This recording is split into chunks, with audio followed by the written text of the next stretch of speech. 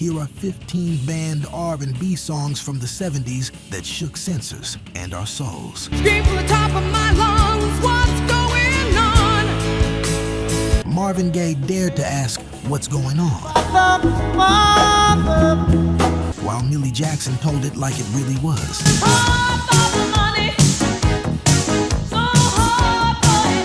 And trust us, by the time we hit Curtis Mayfield's Firestorm at number 2, you'll understand why these tracks got silenced.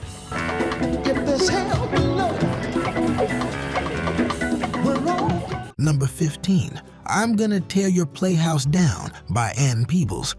And play with everyone that you can. Released in 1973 by High Records, this Memphis soul anthem was drenched in Southern grit. Ann Peebles was riding high after I Can't Stand the Rain. Now that we party. But this follow-up hit a different nerve, the lyrics. I know you got some sweet memories. A blistering takedown of infidelity and lies, delivered with barely concealed rage and empowerment. It wasn't vulgar, but it felt dangerous. Southern radio programmers found it too intense, especially with a black woman asserting such emotional power. You can almost feel the vinyl heat as the bass line stalks through the track.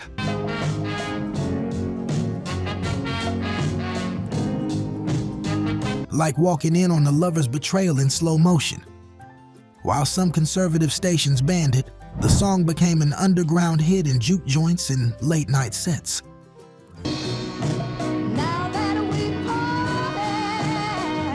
Decades later, Paul Young covered it, but nothing compares to Ann's version, untamed and unforgettable. If you thought this was fierce feminine fire, wait till we get to number 12. Millie Jackson came with no filter.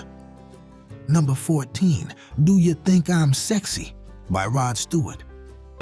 Wait, Rod Stewart on an R&B list? Stay with us.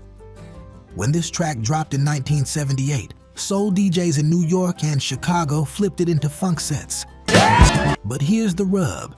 Many radio stations banned any version of it for being too overtly sexual. One prominent AM station in Detroit refused to play it, even in remixed form. The beat was irresistible, the groove undeniable. But lyrics like Loose Connection and Room Service Love raised eyebrows in Bible Belt markets. Close your eyes, and you're back in a smoky roller rink. Neon lights bouncing off a disco ball, hips swaying, parents disapproving.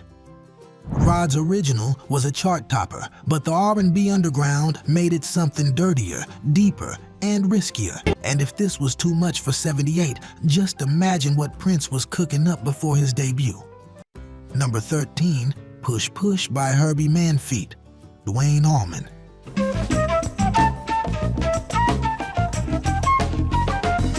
Released in 1971, this track has no lyrics, just pure sensual jazz funk. But that didn't stop it from being banned from major retail outlets. The issue? The album cover.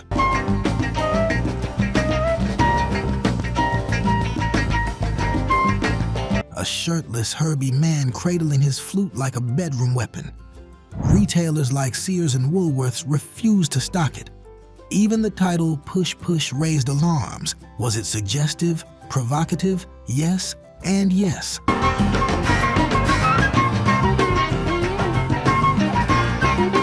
And yet the track itself is pure bliss. Picture this: velvet couches, incense smoke, shag carpet under your toes, and the slow burn of Allman's guitar caressing man's flute. It wasn't about the lyrics, it was about the feeling. And some thought that feeling went too far. Still, Push Push lives on as a cult classic, an R&B adjacent record that made even silence sound steamy. Speaking of steamy, wait till you hear what Donna Summer didn't get away with at number 10. Number 12, If Loving You Is Wrong, I Don't Want to Be Right by Millie Jackson. I'd rather live alone to a lie. Your mama and daddy say. 1974, Spring Records. Millie Jackson had a lot to say and said it loud. Her version of this ballad, drenched in real-life grit and unapologetic heartbreak, was too raw for some stations. When you have someone else at home who needs you just as much. Not because it was profane, because it was honest.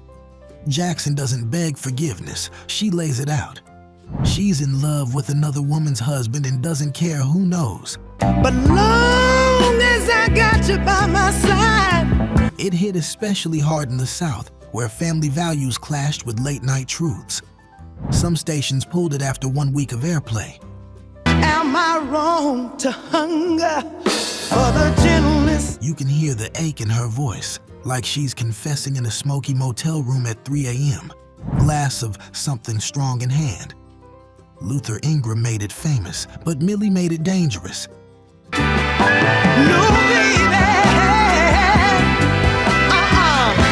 If this was Millie with the velvet gloves on, wait till we hit number 8, where the gloves fully come off.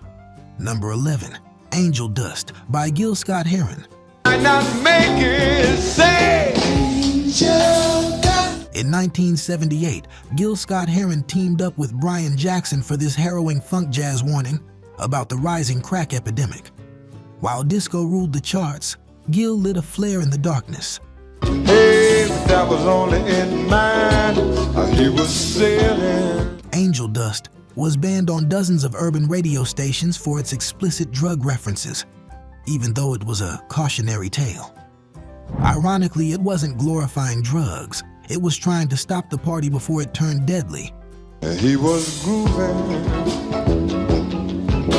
And that was when he could have sworn. But in a time when image mattered more than message, the truth got silenced.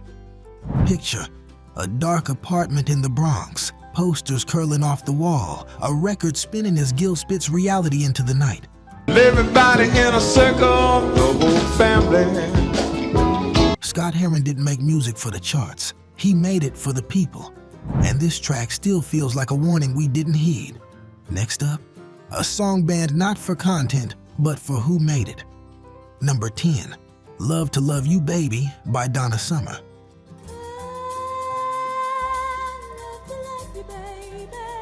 1975, Casablanca Records. Donna Summer's breakout hit was produced by Giorgio Moroder and built around a sultry, breathy vocal that sounded more like an experience than a song.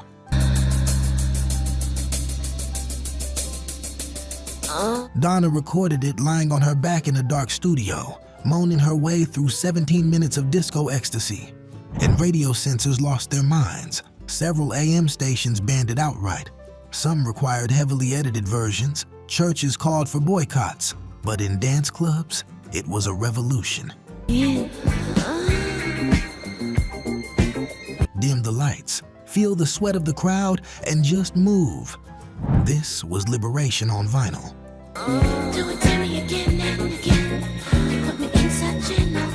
Donna Summer didn't just push boundaries, she seduced them. And she paved the way for even more boundary-breaking women in soul. Set me free, set me free. Like the next artist at number 9, who had churchgoers protesting outside her concerts. Number 9, Woman to Woman by Shirley Brown.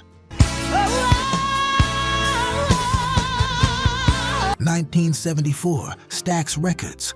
A spoken word intro, a rotary phone, and one woman confronting the other woman directly. Shirley Brown didn't just sing heartbreak, she staged it like a one-act play.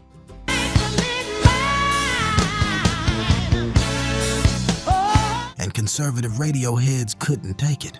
She's not supposed to talk like that, one Louisiana DJ complained.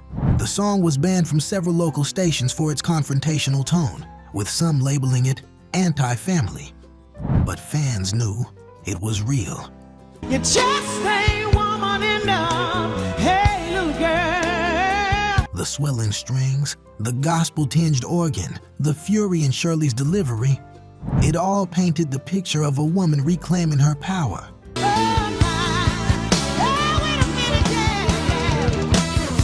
And it climbed all the way to number 1 on the R&B chart despite the bans.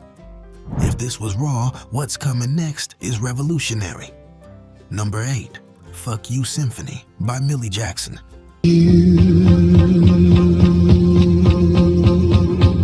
Millie's back, and this time, no metaphors. Released in 1979, this track didn't even try to sneak past the censors. It was a full orchestral takedown of men, radio, and expectations, with Millie swearing like a sailor over violins. Needless to say, no radio touched it.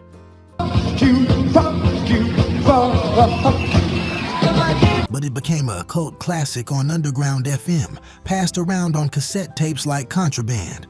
She was fed up, and she let the world know.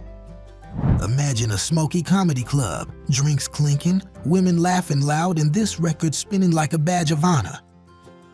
Is anybody curious as to why I haven't said fuck all night? This wasn't about chart placement. It was therapy set to strings. And it opened the door for artists like Betty Davis and later Erykah Badu to speak truth without apology. If you thought that was bold, Curtis Mayfield's coming up and he took his message to the streets. Number 7, Let's Get It On by Marvin Gaye. And if you feel like I feel, baby, then come on. Yes, it's iconic now. But back in 1973, Marvin's sensual slow jam faced bans from stations in the Midwest and Deep South. The lyrics were explicit in their intention.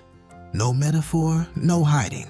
What I've been dreaming of. Just, let's get it on. And that, for some, was too far. Gaye, coming off the spiritual high of what's going on, dove head first into the carnal, and it was divine. You can feel the candlelight, the silk sheets, the sacred intimacy.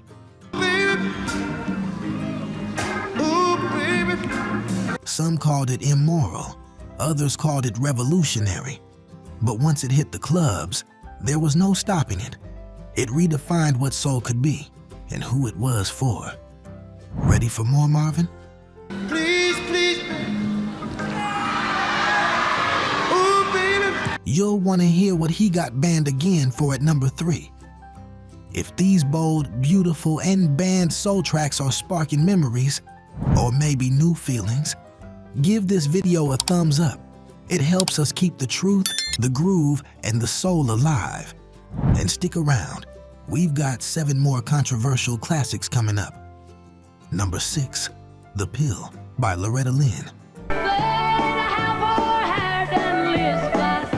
The original was a country record, but when funk soul rebel Betty Davis flipped the theme in '75 with her own onstage rants and ad-lib verses during live shows, promoters panicked. While Betty never released a studio version, bootleg tapes of her performances made the rounds. And yes, some black radio stations refused to advertise her concerts.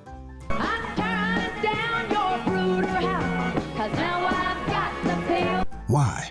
She was too explicit, too sexual, and openly pro-choice in an era where black women's reproductive rights weren't discussed in public. Imagine her in a leopard jumpsuit, afro high, snarling into the mic. I got my own pill now, baby. You ain't the boss anymore. It was feminism wrapped in wah-wah pedals and rebellion. And I mean, when I was your girl. Though unofficial, this lost song became a whisper in the soul underground, evidence of how far artists were willing to go. If that was radical womanhood, wait till number 4, a funk sermon that got banned in the Bible Belt. Number 5, Who Is He and What Is He to You by Bill Withers. Who he is, but I think that you do. Bill Withers was never one to scream, he smoldered. In 1972, this haunting slow burner dared to say what men didn't. I see the way you look at him.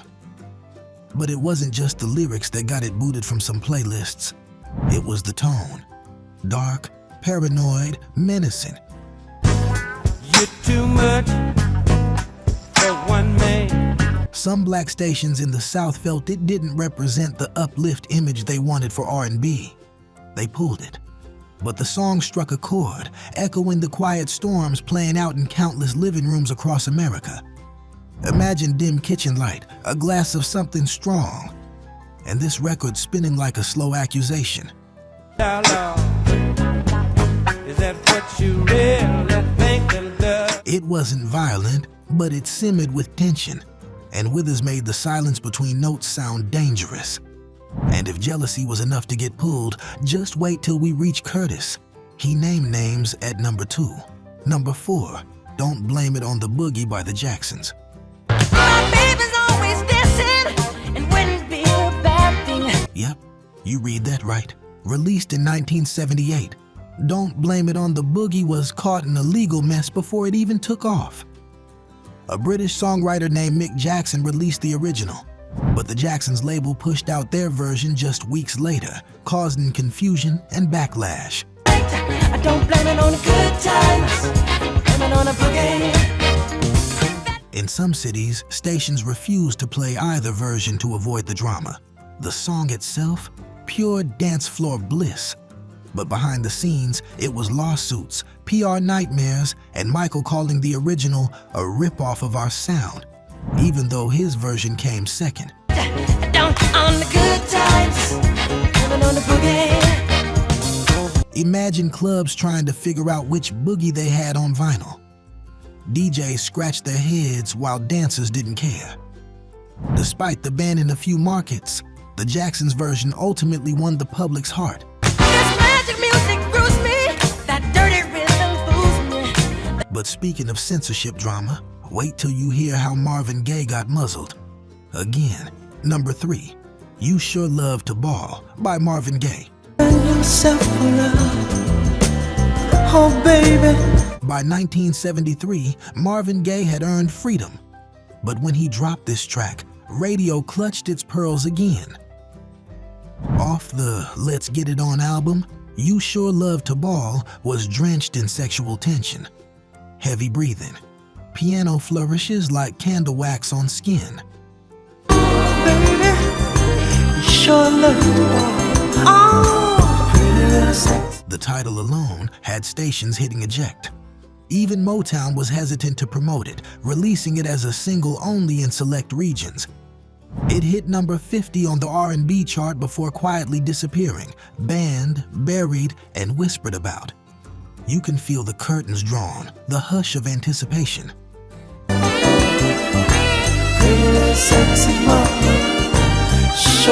Marvin didn't perform this in public often. It was too intimate. And yet, decades later, it's been sampled, covered, and resurrected. Proof that even silenced soul leaves an echo. And that echo turns into thunder with the song coming up next. Number 2, Don't Worry. If There's a Hell Below, We're All Going to Go by Curtis Mayfield. And if there's hell below, we're all gonna 1970, Curtis Mayfield's solo debut. And he did not come gently. This was no love song. It was a prophecy, fueled by fear, fury, and funk. ain't no way it ought to be. If only all the mass could see. Curtis opens the track shouting, "Don't worry, if there's a hell below, we're all gonna go." There's hell below. We're all gonna go. Politicians, racists, even fake revolutionaries. Everyone got called out. The song was instantly banned in several major markets. Too loud, too black, too honest. If there's hell below, we're all gonna go. But for Black America, it was gospel. You can picture the backseat of a Dodge Dart, speakers crackling, windows down, and the world outside feeling like it could explode. Curtis fused fire and groove, laying the blueprint for Public Enemy, Kendrick Lamar, and so many others. Lord, what we gonna do if everything I say is true? Only one song stirred more backlash, and it came from a group who turned funk into full-on rebellion. Number 1, One Nation Under a Groove by Funkadelic. Is it just to dance our way out of our... Released in 1978, One Nation was supposed to unite, But not everyone wanted that. George Clinton and Funkadelic dropped this cosmic groove at a time when R&B was either going disco or trying to clean up. And here came this, a psychedelic funk bomb with lyrics about liberation, music as salvation, and escaping societal control. Out of my constriction. It was banned in parts of the South for being subversive. Some called it too political, others too weird. The whole funk, nothing but the funk. One name. But in basements, clubs, and roller rinks, it was everything. Imagine flashing lights, bodies in motion, and a chorus that felt like a declaration. So wide, you can't get around it. It wasn't just a song, it was a movement. And for that, it scared the powers that be.